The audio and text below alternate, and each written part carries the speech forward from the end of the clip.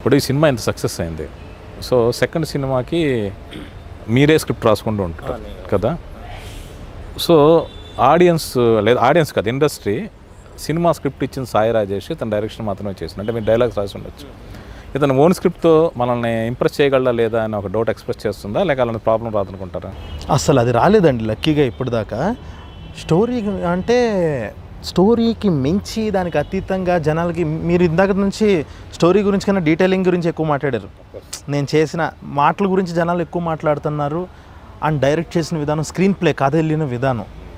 ఇప్పుడు ఇది ఒక నల్లగొండ అబ్బాయి తెల్లగొండ అమ్మాయి, ఇప్పుడు ఆయన కోరుకున్న దాన్ని మించి మీకు ఆ లాస్ట్లో పెయింటింగ్, ఆ లాస్ట్ 30 నిమిషాల క్లైమాక్స్, అంటే లాస్ట్ 30 నిమిషాలు నేను రాసింది అదంతా. సో జనాలకి ఇవన్నీ కనిపించినాయి క్లియర్గా. వీడు ఎమోషన్స్ బాగా హ్యాండిల్ చేయగలడు.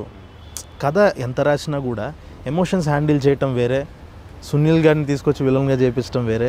సో ది బెస్ట్ థింగ్ ఏమైందంటే నాకు ఇవన్నీ డామినేట్ చేసి నాకు చాలా పాజిటివిటీ నిండింది ఇప్పుడు అందరి దగ్గర నుంచి. అంటే మీరు ఎంటర్టైన్మెంట్తో జనాన్ని ఆకట్టుకున్న రాగా ఉండేది ఉంటుంది సార్ అది, కానీ డ్రామానే సార్. ఎప్పటికైనా నేను బలంగా నమ్మేది డ్రామానే. నేను డ్రామానే నమ్ముతాను. హ్యూమర్ అనేది మధ్య మధ్యలో అలా వచ్చి వెళ్తుంటుంది, క్యారెక్టర్స్ వల్ల రావాలి తప్ప నేను జోక్ రాయకూడదు అక్కడ. ఓకే, నేను క్యారెక్టర్స్ అన్ని రాసేసి పెట్టేసుకున్నా, అవి మాట్లాడాలి నేను రాసేటప్పుడు. అది నేను బలంగా నమ్ముతున్నాను సార్. అది డ్రామానే సార్. నేను ఇప్పటికి ఎన్ని చేసినా కూడా డ్రామా అనేది ఉంటుంది. అదే నా స్ట్రెంగ్త్, అదే నా లవ్. నేను దాన్నే నమ్ముతా. మీకు ఈ కలర్ ఫోటో చూసిన తర్వాత మీకు ఇండస్ట్రీ నుంచి వచ్చిన బెస్ట్ కాంప్లిమెంట్ ఏంటి? ఎవరి దగ్గర నుంచి? చాలామంది నుంచి చాలా రకాలుగా వచ్చాయి సార్. నాకు గుర్తున్నవి బాగా అల్లు అర్జున్ గారు పిలిచి ఏదో బాగుంది, బాగా చేశారు అని చెప్పేసి పంపించేయకుండా ఆయన ఎక్స్ప్లెయిన్ చేస్తారు ఆయన సినిమాని చూసిన విధానాన్ని. కూర్చున్నాను, మన దాంట్లో వచ్చింది, అందరూ బాగుంది అంటున్నారని మొదలుపెట్టాను. ఫస్ట్ 5 నిమిషాలకి టైటిల్స్ పడిన విధానంకి, వాళ్ళ నాన్న సెవెన్ దగ్గర జరిగిన సీన్కి ఈడెవడో కరెక్ట్గా ఉన్నాడరా అని స్టార్ట్ చేశాను.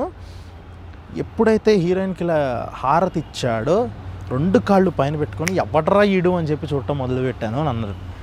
ఇది బెస్ట్ సార్. 2 రవితేజ గారి నుంచి కానీ, నాని అన్న నుంచి కానీ, నాని అన్న అన్నారు బాగా చేస్తున్నాడు, అర్రే ఆయన ఇంట్రడ్యూస్ చేయాల్సింది అసలు ఫస్ట్ నన్ను డైరెక్టర్గా. అది కుదరలా. తర్వాత ఇదంతా జరిగింది, గీతా ఆర్ట్స్ ఇదంతా జరిగింది. సో నాని అన్న అన్నారు బాగా చేశాడు అనుకుంటున్నాను. ఆ డ్రాఫ్టర్స్లో సుహాస్ వెళ్ళి సునీల్కి వార్నింగ్ ఇచ్చే సీన్లో, దారి తప్పుతున్నావు, వద్దు ఇప్పుడుదా బాగా చేసావు కదా సందీప్ అని అనుకున్నాను.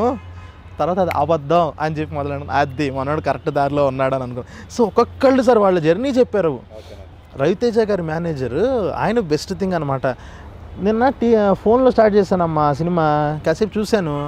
ఆ ఫాదర్ డెత్ సీన్ అవ్వగానే అర్థమైపోయింది, ఇక్కడ చూడకూడదని చెప్పి ఆపేసి ఇంటికి వెళ్ళిన 85 ఇంచెస్ టీవీలో చూశాను అని. ఇలాంటివి సార్ ది బెస్ట్ సార్. అసలు వీళ్ళ నుంచి ఇంకా చాలా జనాలు అయితే రోజుకి 100 కొద్ది మెసేజ్లు, ఏడ్చాము, ది బెస్ట్ థింగ్. ఇంకొక క్యూటెస్ట్ థింగ్ ఏంటంటే, ఒక ఆయన అన్నారనమాట, మా ఆవిడకి నాకు గొడవైంది, సినిమా చూసాము, సినిమా తర్వాత తను ఏడుస్తుంటే తను ఓదార్చే ప్రాసెస్లో ఇద్దరు మాట్లాడుకోవడం మొదలు పెట్టాము. ఎట్టకారంగానే నాకు ఆపరణ ఎవరు పెట్టావు తెలుసా నువ్వు అని అన్నా.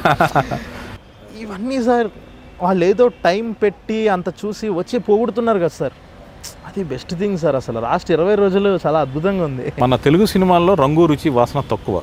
అంటే ఏంటి అంటే, మీ ఇందాక చెప్పినాడు 4-5 ఒక మేజర్ సిటీస్ తప్పితే వేరే బోడలోకి వెళ్ళరు.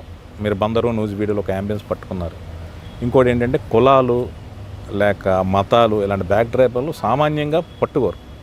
ఒకవేళ పెట్టినా కూడా అందరూ బాయ్ అనే రేంజ్లోనే మన్మోహన్ దేశే ఫార్ములా అప్లై చేస్తారు తప్పితే ఆ డిఫరెన్స్ ఆన్ స్క్రీన్ మీద చూపించరు. ఇప్పుడు మలయాళ సినిమాల్లో అది హిందూ నేపథ్యంతో పాటు క్రిస్టియన్ బ్యాక్డ్రాప్లో చెప్తారు, ముస్లిం బ్యాక్డ్రాప్లో చెప్తారు. అక్కడ ఉండే చిన్న మిస్అండర్స్టాండింగ్స్ మీద సినిమాలు నేస్తుంటారు. అటువంటి యాంబియన్స్ మీరు కలర్ ఫోటో తీసుకొచ్చారు.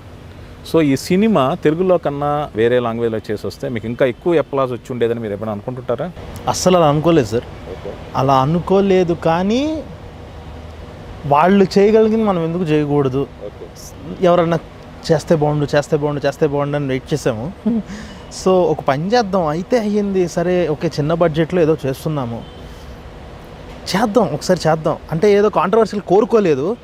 వస్తే ఎంతవరకు క్లోజ్ చేయాలో అంతవరకు క్లోజ్ చేద్దాం, కానీ ఈ బ్యారియర్స్ అన్నిటినీ బ్రేక్ చేద్దాం అని. అదే సార్, ఇప్పుడు ఒక ట్రాన్స్ అనే సినిమా ఒక క్రిస్టియన్ మెజారిటీ ఉన్న స్టేట్లో రిలీజ్ చేసి బ్లాక్ బస్టర్ కొట్టారు. అదే సినిమా మన తెలుగులో డైరెక్ట్గా చేసుంటే ఇక్కడ రిలీజ్ అయ్యేది కాదు సార్. కానీ కేరళలో అక్కడ అలా హిట్ అయింది, ఎందుకంటే ఆ చూసేది విధానం వాళ్ళు కదని. నాకు తెలిసి మన వాళ్ళు ఇంకా ప్రిపేర్ చేయాలేమో వాటన్నిటికీ, ఇంకా మెల్లగా ఏమన్నా వచ్చి నిజంగా అందరూ స్టార్ట్ చేస్తే ఇప్పుడు జీవితంలో అన్నీ ఉంటాయి సార్, ఒక చీకటి కోణాన్ని కూడా చెప్పాలి కదా. అదే అది చెప్పాలనే మనోళ్ళే రెడీగా అంటే సార్ ఇంతకు ముందన్నా కొంచెం తక్కువ ఉండేది, కానీ ఇప్పుడు ప్రతి ఒక్కళ్ళకి ఫోన్లో ఈజీగా వచ్చేసింది కదా, వాళ్ళ మనోభావాలను పోస్ట్ చేయడం ఈజీ అయిపోయింది సార్. హర్ట్ అవ్వటం అంటే ఈజీగా ఒక మెసేజ్ని ఇంకొకళ్ళకి పాస్ చేయడం తేలికైపోయింది. ఒక లాజిక్ తెస్తే అమ్మని నిజమే కదా అని ఓహో ఎవరికి తెలియని ఐడియాలు వీళ్ళు ఇస్తుంటారు. సో ప్రస్తుతానికి బార్లేదు, వీఆర్ సేఫ్ ఈ సినిమా పరంగా. అయితే మిగతా లాంగ్వేజ్లు వచ్చుంటే ఏమో సార్ నాకు తెలియదు, మరి నేను ఎప్పుడంత ఆలోచించలేదు, కానీ మన దాంట్లో ఎవరో ఒకటి మొదలెట్టాలని అయితే మొదలుపెట్టింది సార్. మరి నెక్స్ట్ ఎలాంటి జోనర్లో కథ రాయబోతున్నారు, ఏంటి టార్గెట్ చేశారు? డ్రామానే సార్, ఎప్పటికీ డ్రామా, హ్యూమన్ ఎమోషన్స్ అనేవి ఎప్పుడు ఉంటాయి సార్. సో ప్రస్తుతానికి రాసుకుంటున్నాను, ఇంకా ఏం కంప్లీట్గా చెప్పలేను సార్, ఫిక్స్ అయ్యి ఏదైతే చెప్పలేను. హ్యూమన్ ఎమోషన్స్, ఆ సటిల్ హ్యూమన్ ఎమోషన్స్, మళ్ళీ రిలీజియన్స్ ఇవన్నీ ఉంటాయి. వీటన్నిటికీ మించి ఇంకొక పెద్ద విషయం మీద మాట్లాడదామని అయితే అనుకుంటున్నా. అంటే ఎవరైనా హీరోలు మిమ్మల్ని సినిమా చేద్దాం అనడం కానీ, లేదంటే ఏదైనా ప్రొడక్షన్ హౌస్లో మిమ్మల్ని సినిమా చేద్దాం ఆఫర్లు ఇవ్వడం కానీ జరిగాయా? ఎస్కేఎన్ గారితో కలిసి చేస్తాను, ట్యాక్సీ వాళ్ళ ప్రొడ్యూసర్ ఉంది కదా ఎస్కేఎన్ గారు, ఆయనతో కలిసి చేస్తున్నా గీతా ఆర్ట్స్లో GA2. సో బన్నీవాస్ గారు, మారుతి గారు, వీళ్ళ ముగ్గురితో మాట్లాడుతున్నా, నేను టచ్లో ఉన్నాను వాళ్ళతో. సో హీరోస్ అయితే నేను ఇంకా ఏం ఫిక్స్ అవ్వలేదు, ఎందుకంటే ముందు కథ అయిన తర్వాత రాసుకుంటే బెటర్, ఒకసారి అనుకుంటే బెటర్. ఈసారి మొత్తం కథ రాసుకొని ముందు వెళ్ళి చెప్దాం, ఎందుకంటే ఓకే దీనికి ఈ సీన్ ఇలాంటివి పడితే హీరో ఒప్పుకుంటారో లేదో ఇవ్వద్దు, ముందు రాసేసుకుందాం, ధైర్యంగా గుడ్డిగా నమ్మేసి ఆ కథను తీసుకెళ్ళి చెప్పేద్దాం. కొన్నిసార్లు ఒప్పుకోవచ్చు, అరే రేపు ఒకసారి సినిమా అయ్యాక ఒక సీన్ అనుకున్నాను కానీ ఎందుకు లేనండి, అరే చెప్పాల్సింది కదా, గుండెలు బాదుకోవాలి అప్పుడు. ముందు రాసేసుకుందాం జెన్యూన్గా అని చెప్పేసి ఫిక్స్ అయిపోయారు. అంటే మిమ్మల్ని టెంప్ట్ చేసేది ఏంటి? మీ స్క్రిప్ట్తో తప్పితే ఏమి రెమ్యురేషన్స్ ఆఫర్స్ కాదా? Yes sir, I want to tell good stories అని అయితే కూర్చున్నాను సార్. అదే యాక్టర్గా అయినా, రైటర్గా అయినా, డైరెక్టర్గా అయినా, ఇంత దాంట్లో చేస్తూ కూడా నాకు ఏదైనా ఎక్సైటింగ్ వచ్చింది డైలాగ్స్ రాసి పెట్టమంటే రాస్తాను, ఎందుకంటే నాకు స్టోరీ టెంప్ట్ చేయాలి. లియో ఎంటర్టైన్మెంట్ ఈ ఛానల్ని ప్లీజ్ సబ్స్క్రైబ్ చేయండి, షేర్ చేయండి, లైక్ చేయండి. Please subscribe to Leo entertainment. Please subscribe to Leo entertainment YouTube channel. ఇలాంటి ఇంట్రెస్టింగ్ వీడియోస్ కోసం తప్పకుండా మా ఛానల్ని సబ్స్క్రైబ్ చేయండి.